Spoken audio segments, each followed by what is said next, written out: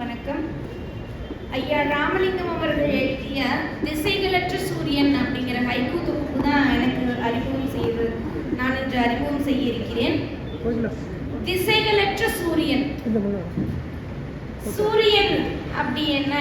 சூரியன் கிழக்கில் உதித்து மேற்கில் மறைவது சூரியன். அப்போ திசைகளற்றது அப்படின்னா என்பதற்கான பொருள் என்ன அப்படின்னா, இந்த சூரியன் திசைகளை பாகுபடுத்துவதில்லை. அவர் எல்லோருக்குமான சமமான சூரியனாக, சமமான ஒளியை பகிர்ந்து கொள்பவராக இருக்கிறார் அப்படிங்கிறது தான் இந்த திசைகளற்ற சூரியனோட கருத்து. அவருடைய எழுத்துமே, ஐயாவுடைய எழுத்துமே எல்லோருக்குமானதாக அவர் எழுதியிருக்கிறார். இந்த ஹைக்கூ தொகுப்பான திசைகளற்ற சூரியன் சமத்துவத்தின் சின்னமாக இருக்கிறது அப்படின்னு தான் நான் நினைக்கிறேன். முன்னுரை அப்படிங்கிறது கவிஞர் பூபாலன் அண்ணா அவர்கள் எழுதியிருக்கிறாங்க. அதுல எல்லளவும் சுற்றளவும் நிறைந்த குறுங்கவிதைகள் அப்படின்னு சொல்லி குறிப்பிட்டிருக்கிறாங்க. கவிதையின் அடிகள் எல்லளவாக இருந்தாலும், ஹைக்கூவின் அடிகள் எல்லளவாக இருந்தாலும் பல நிகழ்வுகளை நையாண்டியாக சுட்டிக்காட்டும் கவிதைகளாக அமைந்திருக்கிறது. அதில் சில கவிதைகள் பேசுபொருளாக இருக்கிறது. கவிஞர் அவர்களுடைய முதலான கவிதை நிரந்தரமற்ற வாழ்க்கை குறித்து பேசியிருக்கிறார். அதாவது வாடகை வீடு. வாடகை வீடு என்பது இன்று இங்கே நாளை எங்கே அப்படிங்கிற மாதிரி ஒரு கேள்வியோடு தான் நம்ம வாழ்ந்துட்டு இருக்கிறோம். அதுல நிறைய நிபந்தனைகள் இருக்கும், கண்டிஷன்ஸ். சோத்துல ஆணி அடிக்க கூடாது, நம்மளுடைய மூதாதையருடைய புகைப்படம் மாட்டக்கூடாது, வண்ணம் பூசக்கூடாது, செல்ல பிராணிகள் எதுவும் வளர்க்கக்கூடாது, வீட்டுக்கு விருந்தாடிகள் வரக்கூடாது, நிறைய கூட்டம் சேரக்கூடாது, தண்ணி இவ்வளோ அளவு தான் யூஸ் பண்ண, இந்த மாதிரி நிறைய நம்மளுக்கு நிபந்தனைகள் இருக்கு. அப்படி சம்பளத்தின் ஒரு பெரும்பகுதி நம்ம வீட்டினுடைய வாடகை செலவுக்கே போயிடும். அந்த செலவு அப்படிங்கிறது சொந்த வீட்டுக்கான முதலீடாக நம்மளுக்கு என்னைக்குமே திரும்பி வர போறது கிடையாது. தலைப்போடு ஒட்டி பேசணும் அப்படின்னா, வாடகை வீடு என்பது சுருக்கமாக சூரியன் உதிக்கும் கிழக்கு சாரளமும் மழை வந்தால் சொரியும் மேற்கு சாரளமும் கொண்ட ஒரு தற்காலிக இல்லம் அப்படின்னு சொல்லலாம். அதன் கனவுகள் எப்போதும் சொந்த வீட்டை நோக்கி ஒரு பயணமாகத்தான் நம்மளுக்கு இருக்கும். அதனால் ஆனா அந்த வீட்டுல ஏதாவது ஒரு துஷ்சம்பவம் நடந்துருச்சு, நம்ம ஒரு மரணம் நிகழ்ந்துருச்சு அப்படின்னா அந்த வீட்டினுடைய உரிமையாளருக்கு அது எவ்வளவு பெரிய மன வருத்தத்தை வழியில் ஏற்படுத்தும் அப்படிங்கிற சொல்லக்கூடியதாக ஒரு கவிதை ஐயா அவர்கள் எழுதியிருக்கிறார். புது வீட்டில் குடியேற்றம். புது வீட்டில் குடியேற்றம், மின் விசிறிகள் இல்லை, தற்காப்பு அப்படின்னு எழுதியிருக்கார். இந்த கவிதை பல வேறு கண்ணோட்டங்களையும் நம்ம பார்க்கலாம். அடுத்ததாக தன்னுடைய ஒரு கவிதையில் அலைபேசியின் தாக்கம் பற்றி பேசியிருக்கிறார் ஐயா. கடந்த 2 நாட்களுக்கு முன்பு நம்ம பல்லடம் ஈரோடு சைட்ல பார்த்தீங்கன்னா ஒரு பெரியவர் ஒரு லிங்க், ஆழங்குருவிகள் அப்படின்னு சொல்லி ஒரு இன்ஸ்டாகிராம்ல ஒரு லிங்க் அதுல போட்டிருந்தாங்க. செய்திகளையும் வந்தது.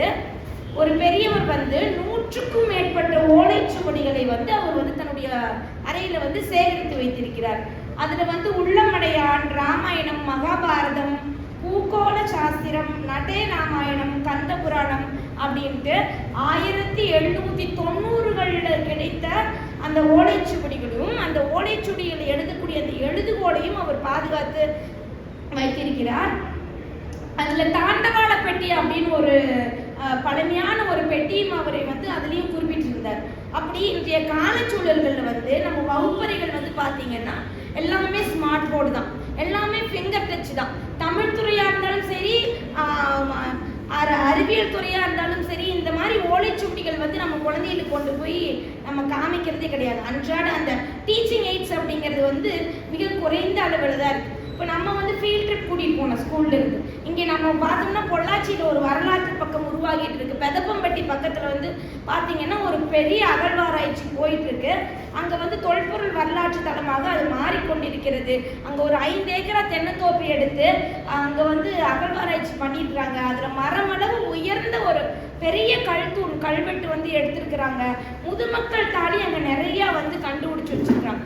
அப்போ எங்களோட குழந்தைகள் நாங்கள் அங்கே கூட்டிகிட்டு போகும்போது அவங்க என்ன சொன்னாங்கன்னா, அங்கே காவியா மேம்னு ஒரு மேம் லீட் பண்ணிட்டு இருக்காங்க.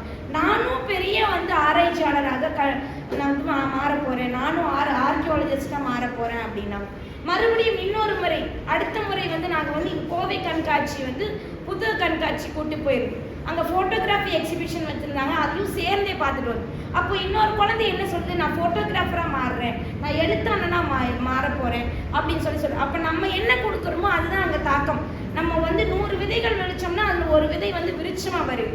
ஸோ அதை தொடுகின்ற அந்த பார்வையோட ஒரு கவிதை எழுதியிருக்காங்க ஐயா. கல்லில் எழுதினான், காகிதத்தில் எழுதினான், செல்லில் விரல்கள் அப்படின்னு சொல்லி ஒரு கவிதை வந்து எழுதியிருக்கிறாங்க. இப்படி கவிஞர் அவர்கள் வந்து பறவைகள் பற்றி நிறைய இடங்களில் வந்து குறிப்பிட்டிருக்கிறார். காகம், கிளி, குருவி, தூக்குநாங்குருவி, பாத்து, தேனீக்கள் பற்றி எல்லா பறவைகளும் அவருடைய கவிதை புத்தகத்தில் பறக்கிறது. மகாபாரதத்துல வந்து ஒரு புராண கதை இருக்கு. அதாவது கருடன் வந்து மேலே வானத்துல பறந்து கொண்டிருந்த போது ஒரு குருவி அதனிடம் வந்து அடைக்கலம் பெறும். என்னைய காப்பாத்துங்க, ஒரு காகம் வந்து என்னை துரத்தி கொண்டே வருகிறது, அதுலேருந்து எப்படி தப்பிக்கணும்னு எனக்கு தெரியலன்னு சொல்லி இந்த குருவி வந்து கருட பெருமான்ட்டு அடைக்கலம் போறாரு. அந்த கருடன் அந்த குருவியை காப்பாற்ற வேணும் அப்படிங்கிற ஒரு எண்ணத்துல கைலாச மலையில கொண்டு போய் அந்த குருவியை வச்சிடறாரு. அப்படி கைலாச மலையில வச்சதுக்கு அப்புறமாவும் ஒரு கழுகுடைய வாயில அது வந்து இறந்து போயிருக்கு. அதுக்கப்புறமா யமதர்மர் வந்து சொல்றாரு, அந்த கருடன் கிட்ட சொல்றாரு, காகன் வந்து என்னுடைய தூதுவன், நான் வந்து அந்த குருவினுடைய ஆயுட்காலம் முடிந்து விட்டது, அந்த குருவினுடைய ஆயுட்காலத்தை எடுத்துக்கொள்வதற்காக நான் அந்த காகத்தை வந்து நான் அனுப்பிச்சிருந்தேன் அப்படின்னு சொல்லி சொல்றேன். இப்போ இந்த கதைக்கு அப்புறமா தான் மக்களால பெரிதும் வந்து காகம் வந்து இறந்தவர்களுடைய தூதுவனாக நம்பப்பட்டது அப்படிங்கிற ஒரு வாய்வழி கதையும் வந்து இருக்கு. ஸோ அதை வந்து நெருங்கிய ஒரு கவிதை வந்து ஐயா எழுதியிருக்காங்க. அம்மா சுட்டவடை, அப்பா பறந்தார் எடுத்துக்கொண்டு திடினாள் அப்படின்னு சொல்லி இந்த கவிதை வந்து முடிகிறது.